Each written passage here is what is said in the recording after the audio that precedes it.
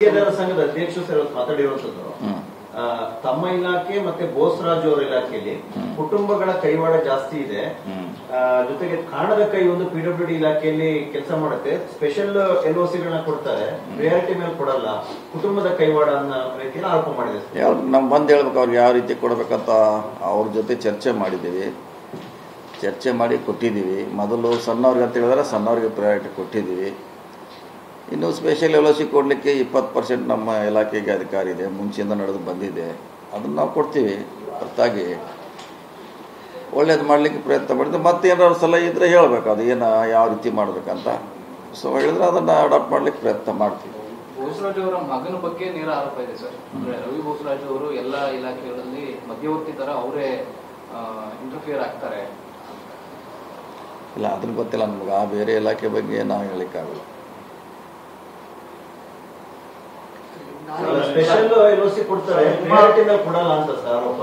ಜೊತೆಗೆ ಅಂದ್ರೆ ಫಸ್ಟ್ ನಿಮ್ ಕುಟುಂಬದ ಹೆಸರು ಪ್ರಸ್ತಾಪ ಮಾಡಿದ್ದಾರೆ ಸರ್. ಇಲ್ಲ, ಕೈವಾಡ ಇದೆ ಆ ರೀತಿ ಯಾರು ಬರೋಲ್ಲ, ಮಾಡಲ್ಲ. ಬಂದಿರ್ತಾರೆ ಅವರು, ನಮಗೆ ಬೇಕಂತ ಇಂಥವ್ರು ಕೊಡತ್ತೆ ಎಲ್ಲರೂ ಶಿಫಾರಸು ಮಾಡ್ತಾರೆ. ಎಲ್ಲರೂ ಬರ್ತಾರೆ, ಮಂತ್ರಿಗಳು ಹೇಳ್ತಾರೆ, ಶಾಸಕರು ಹೇಳ್ತಾರೆ, ಕಾರ್ಯಕರ್ತರು ಹೇಳ್ತಾರೆ, ಅಸೋಸಿಯೇಷನ್ ಹೇಳ್ತಾರೆ, ಸ್ಪೆಷಲ್ ಮೇಲೆ ನಮಗೂ ಕೊಡಂತ. ನಮ್ಮವ್ರು ಯಾರು ಬಂದು ಹೇಳಿದ್ರೆ ಅದರಲ್ಲಿ ಏನು ತಪ್ಪೇನಿಲ್ಲ ಹೇಳಲಿಕ್ಕೆ. ಅದು ಸ್ಪೆಷಲ್ ಇರೋದೇ ಎಕ್ಸ್ಟ್ರಾ ಕೊಡಲಿಕ್ಕೆ ಇದೆ. ಸೊ ಮಿಕ್ಕಿದೆಲ್ಲ ಪ್ರಿಯಾರಿಟಿ ಮ್ಯಾಗ ಕೊಡ್ತೀವಿ ನಾವು. ಸೊ ಮತ್ತೇನಾದ್ರು ಸಲಹೆ ಇದ್ರೆ ಹೇಳ್ರೆ ಸರಿ ಮಾಡುವಂಥ ಪ್ರಯತ್ನ ಮಾಡ್ತೀವಿ. ಸಭೆ ನಮ್ಮಷ್ಟು ಯಾರು ಕರೆದಾರೆ ಅವ್ರು ಕೇಳಬೇಕು. ಅಧ್ಯಕ್ಷತೆ ಅವರು ಯಾವ ಇಲಾಖೆಯವ್ರು ಎಷ್ಟು ಸಭೆ ಕರೆದಿದ್ದಾರೆ, ಈಗಾಗಲೇ ಬೇರೆ ಬಗ್ಗೆ ಇಲಾಖೆಯವ್ರು ಎಷ್ಟು ಕರೆದಾರೆ, ನಾವೆಷ್ಟು ಕರೆದಿದ್ದೀವಿ, ನಾವೆಷ್ಟು ಸಾಲ್ವ್ ಮಾಡಿದ್ದೀವಿ, ನಾವು ಮಾಡಿದ್ದೀವಿ. ಸಭೆಯಿಂದನೇ ಮಾಡ್ಬೇಕಂತೇನಿಲ್ಲ, ಹಾಗೆ ಹೇಳಿದ್ರು ಮಾಡ್ತೀವಿ. ಸಭೆನ ಕರಿಬೇಕಂತೇನಿಲ್ಲ. ಇಂಥ ಸಮಸ್ಯೆ ಇದೆ, ಸರಿ ಮಾಡಿದ್ರೆ ಮಾಡುವಂಥ ಪ್ರಯತ್ನ ನಾವು ಹಿಂದೂ ಮಾಡಿದ್ದೀವಿ, ಮುಂದೆ ಕೂಡ ಮಾಡ್ತೀವಿ.